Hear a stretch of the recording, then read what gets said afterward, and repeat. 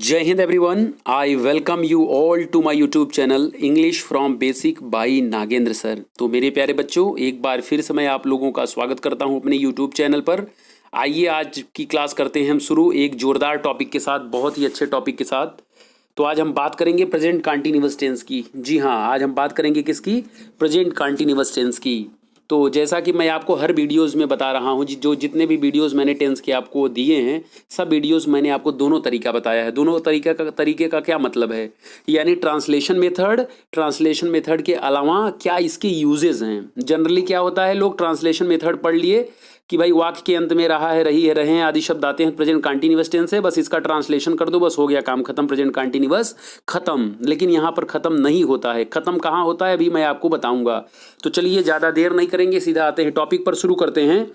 तो अगर आपको ट्रांसलेशन के आधार पर समझना है, यानी ट्रांसलेशन जब करना होगा, तो आप केवल इतना याद रखेंगे, जिस वाक्य के अंत में हिंदी में रहा है, जैसे वहाँ जा रहा है, वहाँ खा रहा है, वहाँ क्या कर रहा है, वहाँ कहाँ जा रहा है, रही है, वहाँ क्या कर रही है, वहाँ क्यों रो रही है, वहाँ क्यों गा रही है, रहे हैं, वो सब क्या कर रहे हैं, वहाँ सब कहाँ जा रहे हैं, वे लोग कहाँ जा रहे हैं। ठीक, यानी वाक्य के अंत में रहा है, रही है और रहे हैं, ये शब्द अगर आए हिंदी में तो आप जान लीजिए कि ये प्रेजेंट कंटीन्यूअस टेंस है। ठीक है, आप याद रखेंगे ये मेथड किसके लिए? जब आपको करना होगा ट्रांसलेशन, जब आपको हिंदी से इंग्लिश में बोलना होगा, या हिंदी ट्रांसलेट करके, या आपको लिखना होगा, तो हिंदी में जब भी आएगा रहा है, रही है, रहे हैं आदि शब्द आए और उसमें समय न दिया हो, ध्यान दीजिए, थोड़ा सा यहाँ आपको ध्यान देना होगा, समय नहीं दिया होगा, टाइम ध्यान दीजिएगा। टाइम के बारे में यहाँ विशेष मैं आपको बता रहा हूँ, क्योंकि अगर टाइम दे दिया जाएगा तो वह यही प्रेजेंट कंटीन्यूअस बदल के प्रेजेंट परफेक्ट कंटीन्यूअस टेंस हो जाएगा। ठीक है, अभी मैं एग्जांपल के माध्यम से आगे आपको बताऊंगा। यही प्रेजेंट कंटीन्यूअस टेंस आपका बदल जाएगा प्रेजेंट परफेक्ट कंटीन्यूअस टेंस में। कैसे? अभी आपको बहुत ही आसानी से समझ में आ जाएगा।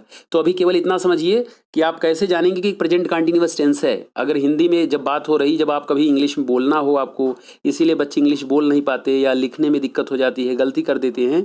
तो जब भी बात आए ऐसी कि जिस वाक्य में हिंदी में रहा है, रही है, रहे आए, तो ऐसे सेंटेंसेस के लिए आप प्रेजेंट कंटीन्यूअस टेंस यूज करेंगे। ठीक है, अच्छा, ये तो रही बात ट्रांसलेशन की। आइए अब इसका नियम देखते हैं, इसका स्ट्रक्चर क्या होता है, कैसे बनता है present continuous tense, present continuous tense का रूल क्या है। ठीक है, तो इसका स्ट्रक्चर कैसे होता है, कैसे सेंटेंस बनता है, तो चलिए देखते हैं। पहले अगर बात करें अफर्मेटिव की, ठीक है, अगर बात करें हम अफर्मेटिव की, तो अफर्मेटिव में क्या करते हैं, सबसे पहले सब्जेक्ट यूज करते हैं। ठीक, सब्जेक्ट के बाद is am are, is am are subject के अकॉर्डिंग। इज का यूज होता है सिंगुलर नंबर के साथ। सब्जेक्ट अगर यानी कर्ता एक वचन है तो इज का यूज करोगे, यानी अगर एक वचन का कर्ता है, सब्जेक्ट सिंगुलर नंबर का है, तो जैसे आप यूज करेंगे इज, जैसे ही हो गया, शी हो गया, इट हो गया, इसके साथ इज का यूज करेंगे। आई के साथ हमेशा एम का यूज होता है, आप जानते हैं। और बाकी के साथ सब आर का यूज करोगे, यानी यू के साथ आर का यूज होगा, दे के साथ आर का यूज होगा, वी के साथ आर का यूज होगा। इसके साथ साथ अगर सब्जेक्ट प्लूरल है, बहुवचन का करता है, सब्जेक्ट है, तो आप यूज करेंगे आर का, ये आप याद रखेंगे। इसके बाद वर्ब का first form of the verb होगा, base form of the verb होगा, और वर्ब में आईएनजी लगेगा। ठीक, क्रिया में आईएनजी लगेगा। इसके बाद ऑब्जेक्ट होगा, जो कर्म होगा, ऑब्जेक्ट लिखेंगे, बाकी अदर वर्ड जो बचा हुआ है उस पार्ट को लिख देंगे।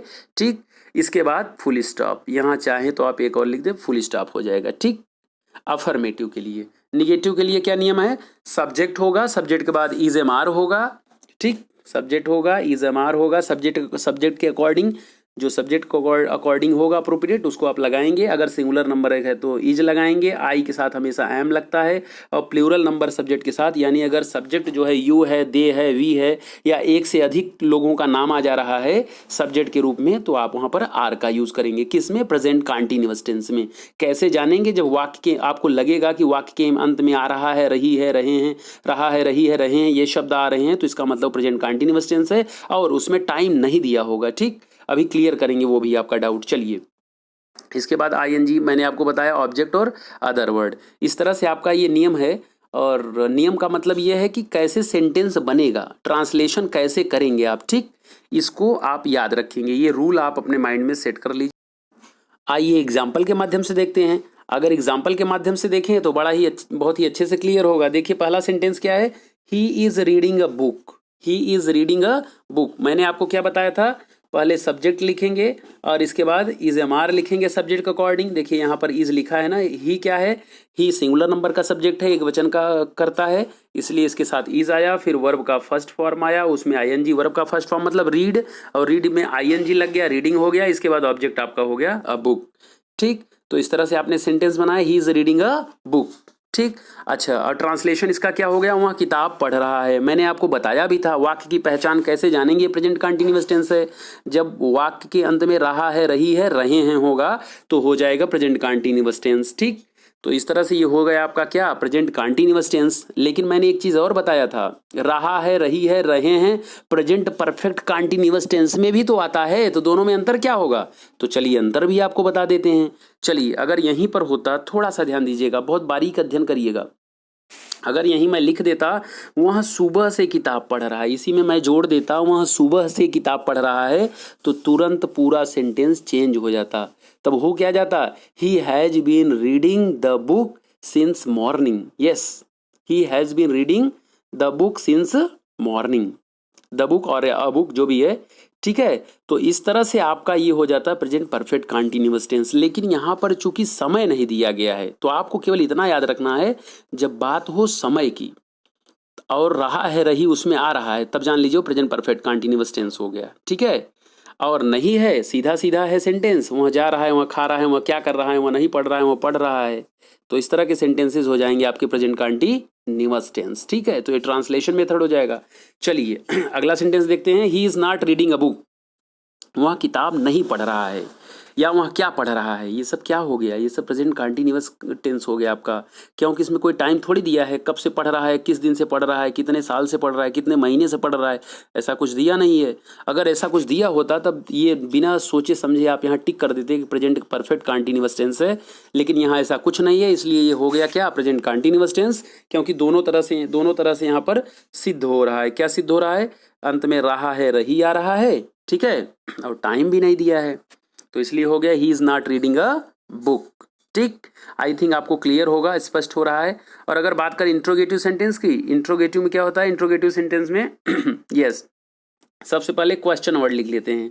क्वेश्चन वर्ड का मतलब क्या है, जो व्हाट, व्हेन, वेयर, हुम, व्हिच, ये सब वर्ड हैं। ठीक है, प्रश्नवाचक जो शब्द हैं, ठीक, प्रश्नवाचक जो शब्द है, जैसे व्हाट है, वेयर है, व्हेन है, हुम है, हु है, ये सब वर्ड अगर प्रश्न में आए, क्या, कब, कैसे, किसे, ये सब वर्ड पहले आए तो पहले इसको लिखिए, फिर इसके बाद हेल्पिंग वर्ब लिखिए। हेल्पिंग वर्ब मतलब इज एम आर का यूज करिए, फिर उसके बाद सब्जेक्ट लगाइए, और सब्जेक्ट के अकॉर्डिंग ही ये सब आएंगे। ध्यान दीजिएगा, सब्जेक्ट के अकॉर्डिंग ही आप इज एम आर लगाएंगे। ठीक, इसके बाद वर्ब का फर्स्ट फॉर्म होगा, फिर आईएनजी लगेगा, फिर इसके बाद आईएनजी के बाद ऑब्जेक्ट होगा। यहाँ गलत हो गया है, ठीक है, यहाँ जो है यहाँ ऑब्जेक्ट होगा, ठीक है, ये गलत ओएन हो गया, यहाँ होगा ऑब्जेक्ट। ठीक, तो आईएनजी के बाद क्या होगा, ऑब्जेक्ट होगा, फिर अदर वर्ड होगा। ठीक है, तो इस तरह से आपका सेंटेंस कंप्लीट होगा। और इसके बाद लास्ट में ये भी आप अंडरस्टूड है लेकिन लिख सकते हैं, क्या, क्वेश्चन वर्ड होगा, लास्ट में क्वेश्चन वर्ड होगा। इस तरह से आपका कंप्लीट होगा इंट्रोगेटिव सेंटेंस। इंट्रोगेटिव सेंटेंस का ये स्ट्रक्चर है, क्वेश्चन वर्ड लिखेंगे, क्वेश्चन वर्ड के तुरंत अगर है तो कभी कभी क्वेश्चन वर्ड नहीं आएगा, केवल हेल्पिंग वर्ब से ही काम चल जाएगा। अच्छा, वो भी आपको भी मैं बता रहा हूँ, एकदम क्लियर कर दे रहा हूँ। ठीक है, इसके बाद आप हेल्पिंग वर्ब लिखेंगे, फिर सब्जेक्ट, फिर first form of the verb, फिर आईएनजी, फिर ऑब्जेक्ट, फिर अदर वर्ड। ठीक है, इस तरह से आपका स्ट्रक्चर होगा, फिर लास्ट में क्वेश्चन मार्क, और ये कंप्लीट होगा आपका इंट्रोगेटिव सेंटेंस। चलिए इसको एग्जाम्पल के माध्यम से देखते हैं तो और भी क्लियर होगा। अच्छा, व्हाट इज ही रीडिंग, वहाँ क्या पढ़ रहा है। ध्यान दीजिए, जब कोई भी सेंटेंस ऐसा हो जिसका उत्तर आप केवल यस या नो में दे देंगे, तो वहां पर हेल्पिंग वर्ब से काम चलाएंगे। ध्यान दीजिए, जब सेंटेंस कोई भी सेंटेंस हो वो ध्यान दीजिए, उसका उत्तर यस या नो में देंगे तो वो हेल्पिंग वर्ब से काम चल जाएगा, हेल्पिंग वर्ब लगाकर काम होगा। जैसे यही होता, क्या पढ़ रहे हो, तो आर यू रीडिंग हो जाता, या क्या वहाँ पढ़ रहा है, क्या वह पढ़ रहा है, इज ही रीडिंग हो जाता। लेकिन यहाँ लिखा गया वहाँ क्या पढ़ रहा है, यानी यहाँ पूछा जा रहा है कि वहाँ क्या पढ़ रहा है, यानी इसका उत्तर यस या नो में नहीं होगा।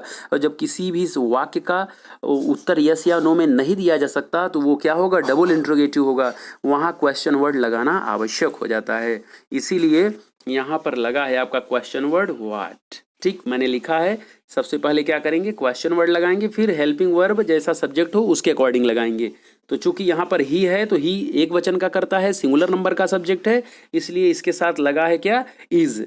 ठीक, इसके बाद वर्ब का फर्स्ट फॉर्म में आईएनजी रीड है, रीड में आईएनजी लगा, रीडिंग हो गया। ठीक है, तो इस तरह से होगा ये वाक्य कंप्लीट। अच्छा, ट्रांसलेशन भी इसका देख लेते हैं। ट्रांसलेशन क्या हो गया, हिंदी में कैसे आएगा, वहाँ क्या पढ़ रहा है, अंत में रहा है रही आएगा, ध्यान दीजिएगा। तो अंत में रहा है रही आ गए तो आपने देखा कि प्रेजेंट कंटीन्यूअस टेंस बन रहा है। जो प्रेजेंट कंटीन्यूअस टेंस बन रहा है तो तुरंत अप्लाई कर दीजिए आप यही रूल अप्लाई कर दीजिए। ठीक है, केवल आपको ट्रांसलेशन में इतना ही समझना है। रूल क्या है प्रेजेंट कंटीन्यूअस का, इंट्रोगेटिव का, बस रूल अप्लाई करिए सेंटेंस में और सब्जेक्ट के अकॉर्डिंग। ठीक है, तो वह क्या पढ़ रहा है, व्हाट इज ही रीडिंग। अब वह क्या वह पढ़ रहा है, क्या वह पढ़ रहा है, इसका उत्तर यस या नो में हो जाएगा। तो यानी केवल हेल्पिंग वर्ब से काम चलेगा, तो केवल और केवल इसको हटा देंगे। अगर केवल मैं इतना कहूंगा क्या वह पढ़ रहा है तो इज ही रीडिंग हो जाएगा, केवल इतना ही होगा, इज ही रीडिंग, क्या वह पढ़ रहा है। ठीक, लेकिन यहाँ ऐसी बात है नहीं, वह क्या पढ़ रहा है ऐसा पूछा जा रहा है, तो यस या नो में काम चलेगा नहीं, इसलिए आ गया व्हाट इज ही रीडिंग। चलिए अगला सेंटेंस देखिए, व्हाट आर यू डूइंग, आप क्या कर रहे हो, तुम क्या कर रहे हो। ठीक है, इसका भी उत्तर यस या नो में नहीं दिया जा सकता, इसीलिए तो यूज हुआ है क्या, क्वेश्चन वर्ड। जब यस या नो में काम नहीं चलेगा तभी क्वेश्चन वर्ड आएगा, नहीं तो ये हेल्पिंग वर्ब खुद काम कर जाएगा। ध्यान दीजिए, अगर यस या नो में काम नहीं चलेगा, ध्यान दीजिए, तो इसका मतलब वहां पर क्वेश्चन वर्ड है यस, और यस या नो में काम चल जाएगा तो हेल्पिंग वर्ब से ही काम चल जाएगा। यानी हेल्पिंग वर्ब है तो यस या नो में काम चल जाएगा। जैसे मैं कहूँ, इसी सेंटेंस को लेता हूँ, व्हाट आर यू डूइंग, तुम क्या कर रहे हो, तो यस या नो से काम नहीं चलेगा, हाँ या ना कहने से काम नहीं चलेगा, आपको बताना होगा क्या कर रहे हो। लेकिन अगर मैं यही लिख देता, are you reading, are you eating, क्या तुम खा रहे हो, क्या तुम पढ़ रहे हो, तो आप कहते हैं हाँ या ना, तो काम चल जाता। तो वो तो सिंगल इंट्रोगेटिव हो जाता, हेल्पिंग वर्ब से काम चल जाता। तो यानी केवल इतना याद रखोगे, अगर यस या नो से काम चल रहा है तो वहां पर आप क्या करेंगे, वहां सिंगल इंट्रोगेटिव होगा, यानी वहां क्वेश्चन वर्ड यूज नहीं करेंगे, केवल हेल्पिंग वर्ब लिखेंगे, उसके बाद सब्जेक्ट आ जाएगा। ठीक है, चलिए आगे देखते हैं। अब हम देखते हैं इसका रूल क्या है। अभी आपने समझा ट्रांसलेशन मेथड की ट्रांसलेशन कैसे करेंगे हिंदी से इंग्लिश में, लेकिन अब आप समझेंगे इसका रूल क्या होता है। चलिए अब मेन पॉइंट पर आते हैं। यस, बहुत ही इंपॉर्टेंट पॉइंट पर आते हैं। अब हम आ रहे हैं किस पर, अब हम आ रहे हैं इसके रूल पर, कहाँ यूज करते हैं प्रेजेंट कंटिन्यूअस टेंस। यस, पहला जो रूल क्या है, it is use for an action going on at the time of speaking. Yes, याद रखिएगा, प्रेजेंट कंटिन्यूअस टेंस का यूज कहाँ पर करते हैं, इसका उपयोग बोलने के समय होने वाली क्रिया के लिए करते हैं। ठीक है, बोलते समय, जैसे हम आपसे बात कर रहे हैं, इस समय भी वो काम चल रहा है, इस समय भी कार्य प्रगति पर है, तो ऐसी अगर स्थिति हो, ऐसी कंडीशन हो, तो वहां पर प्रेजेंट कंटिन्यूअस टेंस का यूज करते हैं। और वाक्य के अंत में रहेगा भी, रहा है, रही है, रहे हैं, ये सब आएगा, रहा है, रही है, ये आता रहेगा। ध्यान दीजिएगा इसको, ये बेसिक फॉर्म है। चलिए एग्जाम्पल देखते हैं। She is singing now. अच्छा, नाउ यहाँ ब्रैकेट मैंने लिखा है तो अंडरस्टूड है। शी इज सिंगिंग, वह गा रही है, वह गा रही है मतलब क्या, यानी वह इस समय गा रही है। जब हम तुमसे बता रहे हैं, जब हम आपसे बात कर रहे हैं, जब हम किसी को बता रहे हैं कि शी इज सिंगिंग, वह गा रही है, मतलब हम आपसे बता जरूर रहे हैं वह गा रही है, आपसे बता रहे हैं, यहाँ पर वह लड़की उपस्थित नहीं है, लेकिन कार्य प्रगति पर है। ठीक है, यानी आपसे जब बात कर रहा हूँ इसी समय गाने का काम भी चल रहा है, आपसे बात हो रही है इसी समय गाने का भी काम चल रहा है। यानी बात क्या लिखा गया है, इसका उपयोग बोलने के समय होने वाली क्रियाओं के लिए किया जाता है।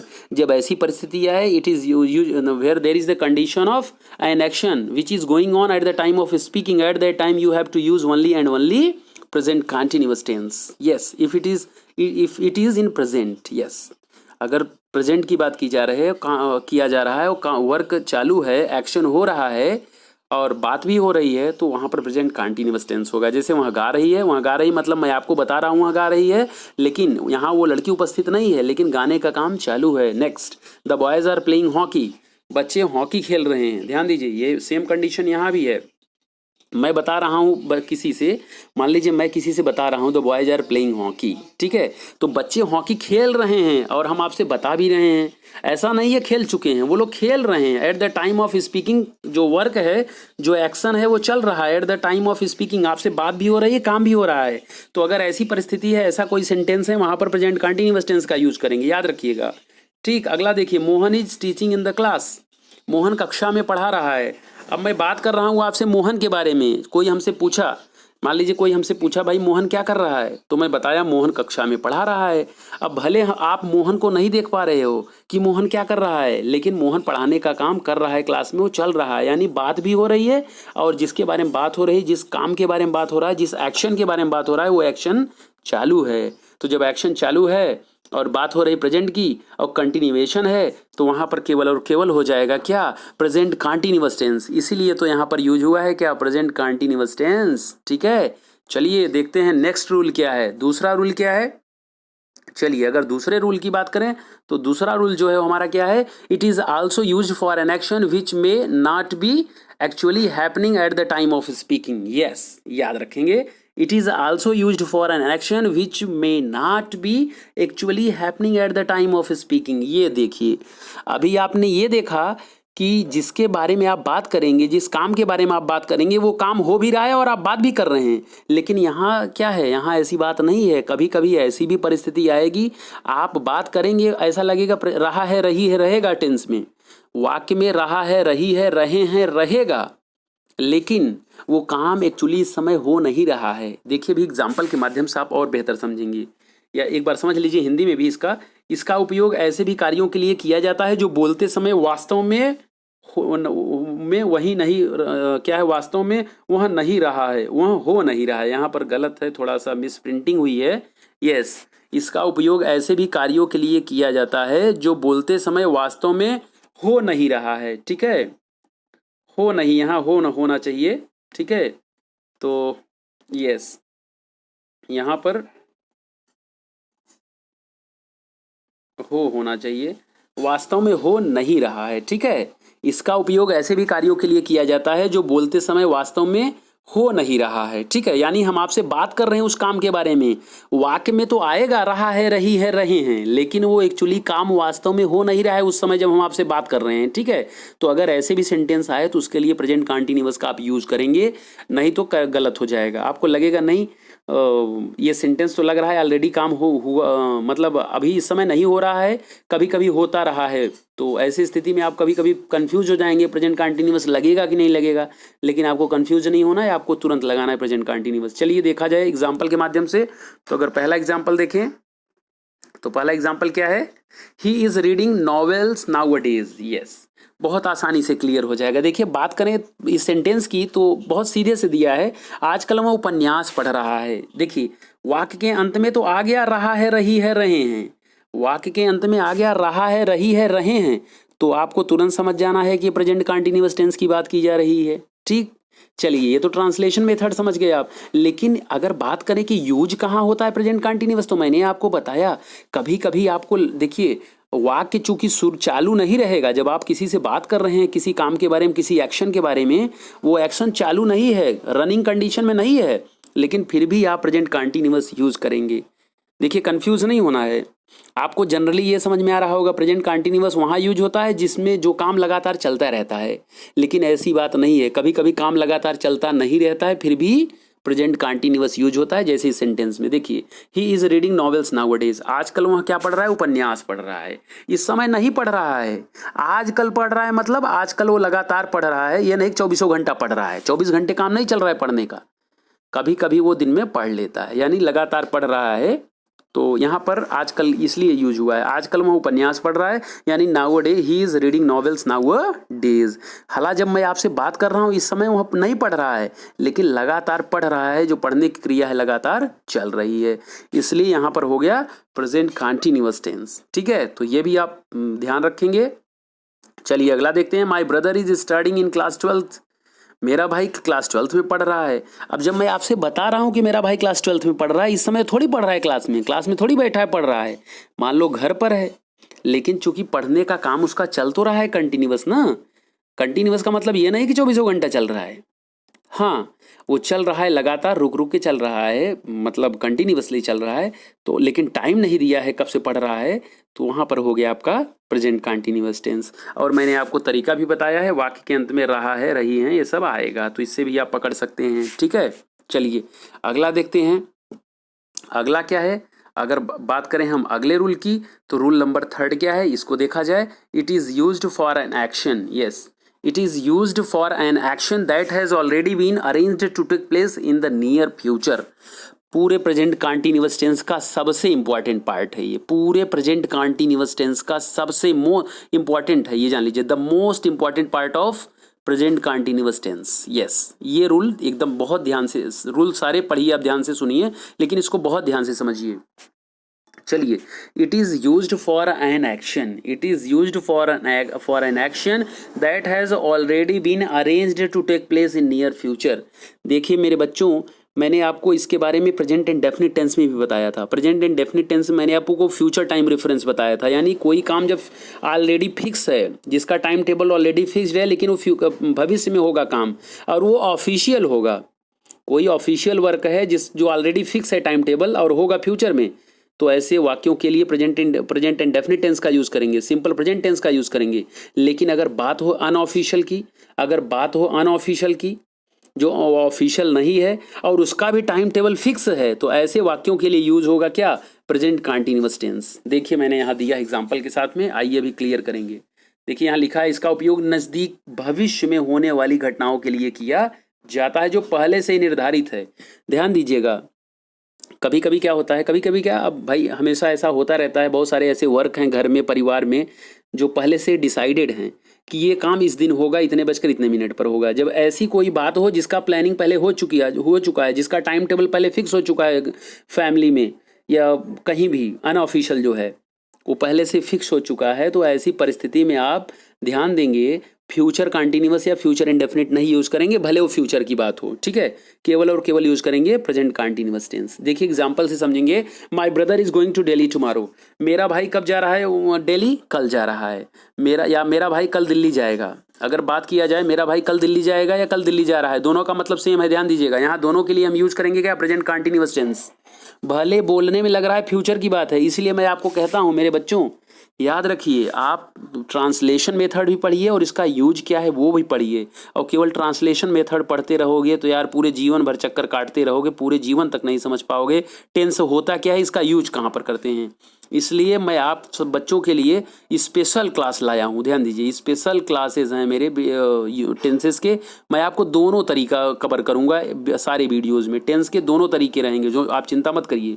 ट्रांसलेशन भी होगा, इसका यूज़ भी कहाँ करते हैं। चलिए तो अगर बात हो किसी प्लानिंग की, किसी वर्क की जो ऑलरेडी अरेंज्ड हो चुका है, जो ऑलरेडी जिसका टाइम टेबल फिक्स हो चुका है, तो उसके, और वो अनऑफिशियल है, फैमिली से रिलेटेड है, परिवार से रिलेटेड है, फ्रेंडशिप से रिलेटेड है, अनऑफिशियल है, तो उसके लिए हम प्रेजेंट कंटिन्यूअस का यूज करेंगे, ना कि फ्यूचर इंडेफिनिट या फ्यूचर कंटिन्यूअस टेंस का। जैसे मैंने आपको दिखाया, my brother is going to Delhi tomorrow, मेरा भाई कल दिल्ली जाएगा या दिल्ली जा रहा है, तो आप इसको ऐसा नहीं लिखेंगे my brother will go to Delhi tomorrow.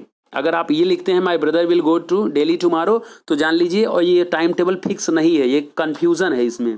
अगर आप ऐसा लिखते हैं my brother will go to Delhi tomorrow, it means ये जो आप बता रहे हैं, यानी उसका कल दिल्ली जाना कोई फिक्स नहीं है, जा भी सकता है, नहीं भी जा सकता है। देखिए कंपल्सन नहीं है, इस तरह की स्थिति नहीं है, बहुत माइन्यूट डिफरेंस है, ध्यान दीजिएगा, ठीक है। तो आप इसको याद रखेंगे। या कल जा रहा है तो आप ऐसा नहीं कहेंगे he will be going tomorrow, ठीक, या ही विल गो टुमारो, आप इसको ऐसे ही लिखेंगे। यानी कोई बात जो जल्दी नियर फ्यूचर में होने वाली है, जो नियर फ्यूचर में होने वाली है, घटना होने वाली है, कोई एक्शन होने वाला है, ऐसे सेंटेंसेस के लिए जो अनऑफिशियल हैं आप यूज करेंगे प्रेजेंट कंटिन्यूअस टेंस।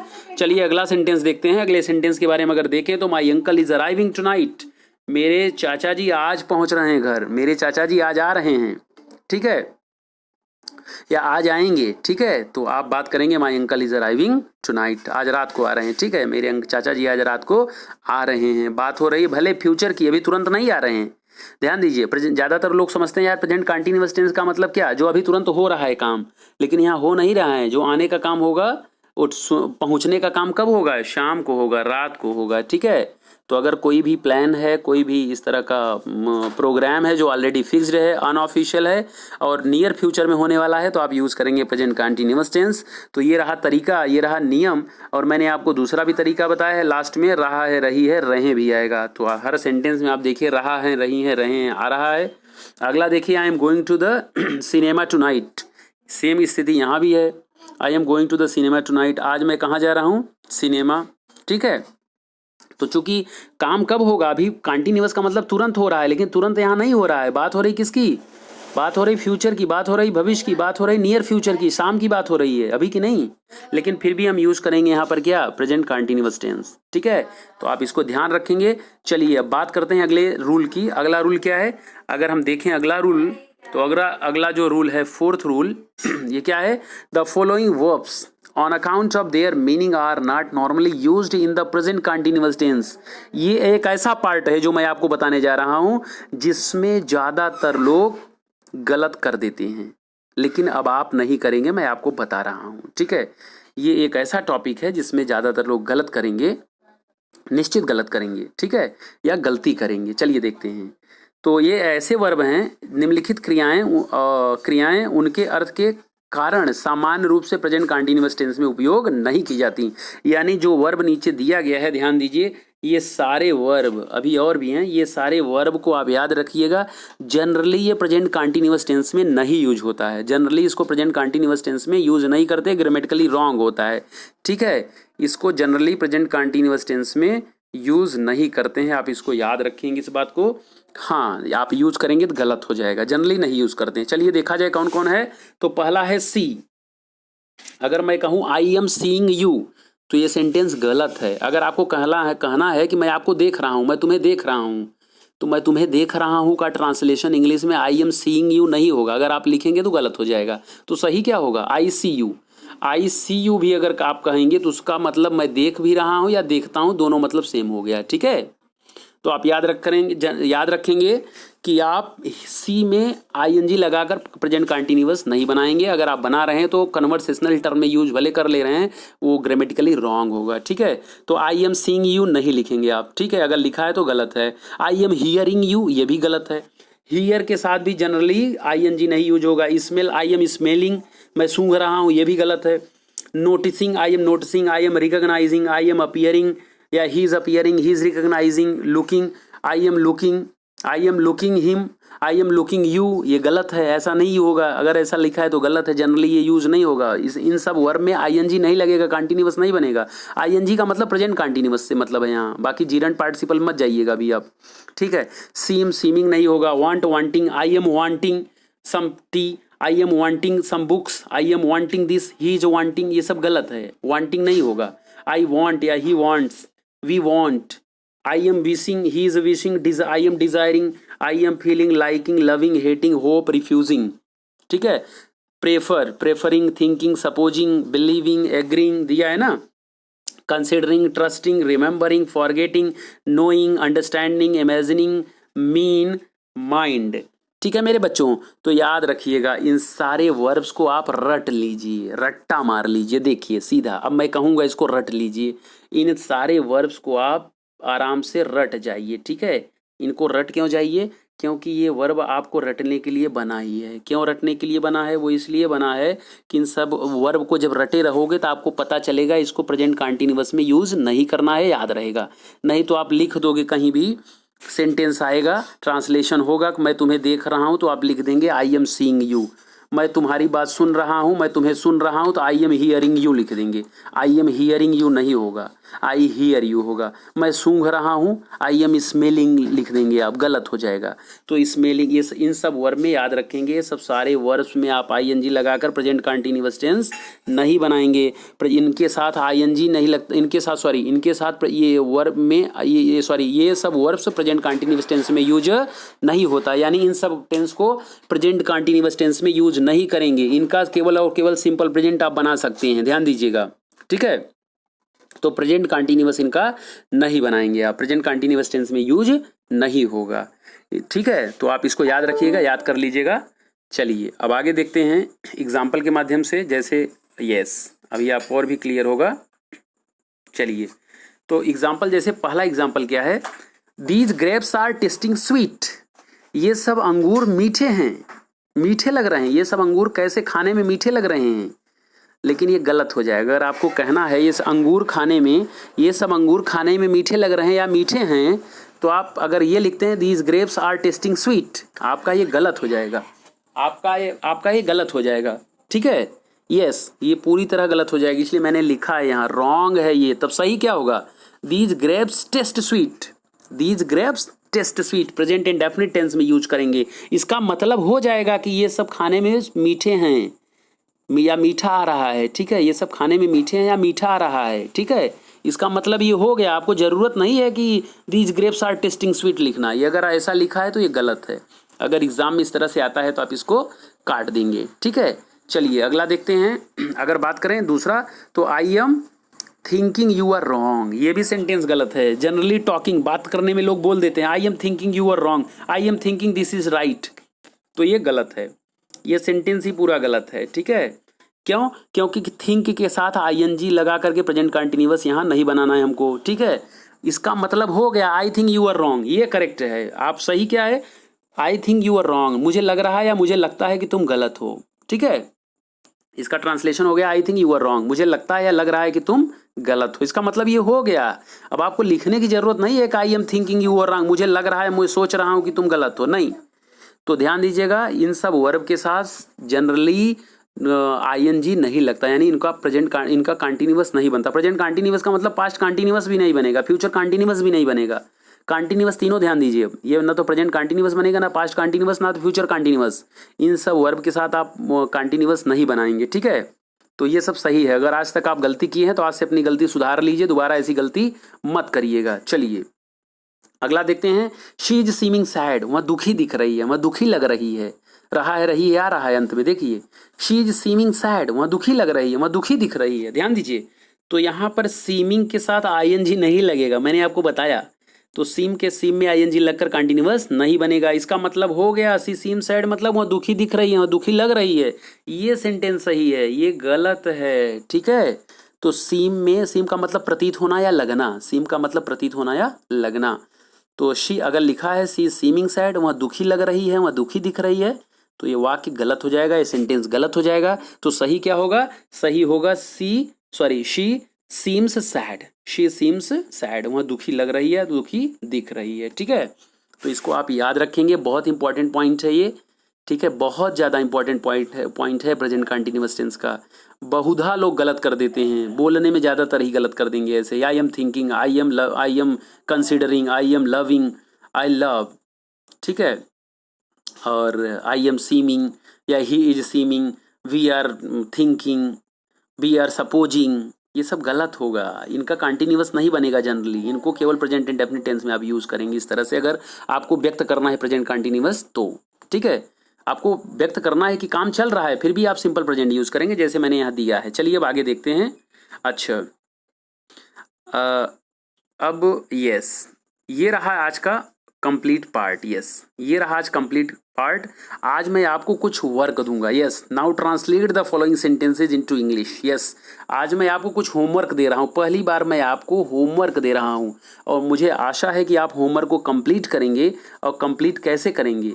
इनमें से मान लीजिए आप चारों तो नहीं कर सकते, अगर चारों नहीं लिख सकते तो कम से कम इनमें से दो सेंटेंसेस का आप ट्रांसलेशन करके मुझे कमेंट में बताइएगा, ठीक है।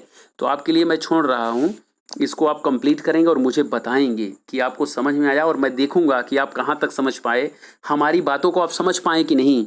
तो आप इन चारों का ट्रांसलेशन इंग्लिश में करेंगे और मुझे कमेंट बॉक्स में बताएंगे। क्या है ट्रांसलेशन? मैं अपनी आंखों से देख रहा हूँ, देखिए प्रेजेंट कंटिन्यूअस की बात की जा रही है यहाँ पर, सब में रहा है, रही है, रही हूँ, रहे हैं। ध्यान दीजिए, मैं अपनी आंखों से देख रहा हूँ, मैं सोच रहा हूँ, वहाँ समझ रहा है, तुम मुझसे नफरत कर रहे हो, ठीक है। There are 4 sentences that I have given you, that I am giving you. मैं आपको 4 सेंटेंसेज दे रहा हूँ, चारों सेंटेंसेज आप करिएगा। कम से कम 1 या 2 सेंटेंस आप कमेंट बॉक्स में कंप्लीट करके भेजिएगा मुझे, जिससे मुझे पता चलेगा आप मेरी बातों को समझ पाएँ, ठीक है। तो मेरे प्यारे बच्चों, आज के लिए इतना ही class. Let's meet in the next class. और चलते चलते एक बार फिर से मेरा वही रिक्वेस्ट है कि if you have understood something from this video, please share this video with your friends and like the video and subscribe the channel. So let us meet in the next video, my dear students. Let's meet again in the next video. Jai Hind.